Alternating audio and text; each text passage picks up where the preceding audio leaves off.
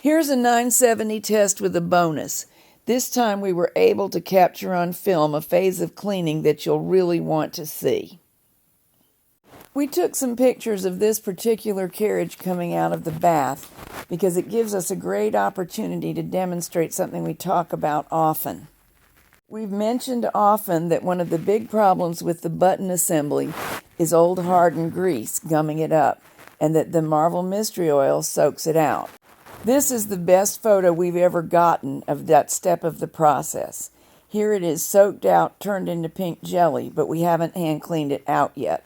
Of course, we did clean it out meticulously after this, and next you'll see the video of it working, and that's why it works so well.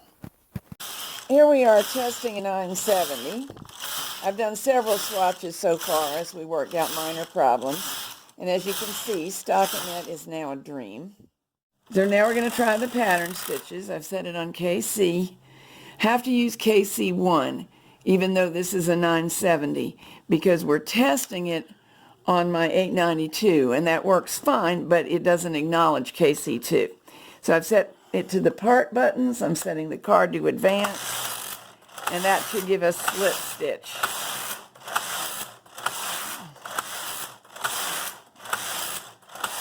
Now, if all we have to do to change to tuck is push both tuck buttons in.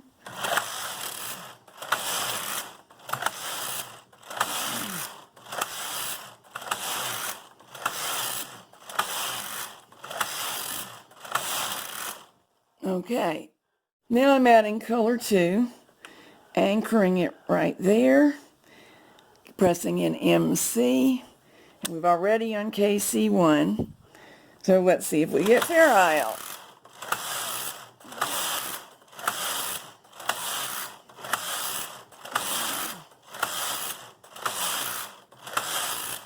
All right, now if we go back to plain knitting, I hit this button to do that. Take the color 2 out and start putting it in these yarn feeders. It should begin weaving. And our weaving brushes are down. Weaving brushes down. I forgot that a couple times, so of course it didn't work very well. Because it'll do the other stitches with the brushes up or down. And I sometimes do it with them up just to test how well adjusted the carriage is. Many of them, like tuck, you should have them engaged. Most people do. But the machine can manage it without. Weaving it never can. That's working very nicely. Oh, yeah. See, the color 2 is caught in the stitches, not knitted in the stitches. It's literally being woven under and over them. Here I've been testing thread lace, and I'm not using an ideal yarn combo. These are closer in size than is ideal, but it's still, take a look at the stitches that are pulled back most now, not the ones that are forward, and you can see that they each have a strand of purple plus a strand of white on them. So thread lace is successfully knitting. And here's the setting. It's a variant of Fair Isle, wherein we push both center buttons in. So let me knit a few rows for you.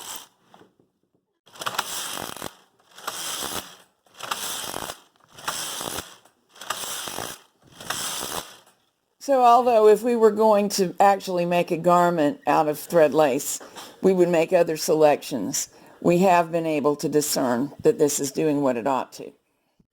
All right, here we are short rowing, putting needles progressively in hold, and here I have it well weighted, but I'm also sticking my thumb in the middle to help weight down. And periodically we show some of the crud on the floor where the shop manager doesn't sweep up as often as he should. Proves he's working hard, don't you think? Well, at least he's working on machines. He's not working on the floor very well. Okay, this is working just great. You're making a sock heel. Yeah, as though I were. Let's put these back to work. And now we'll go from end to H and see if it'll knit back from whole. And now I always like to make sure that is true both directions. Knit back from whole a couple more times. And if you're good, machine, you can go home soon. And I think it is. Off you go, home to Mom.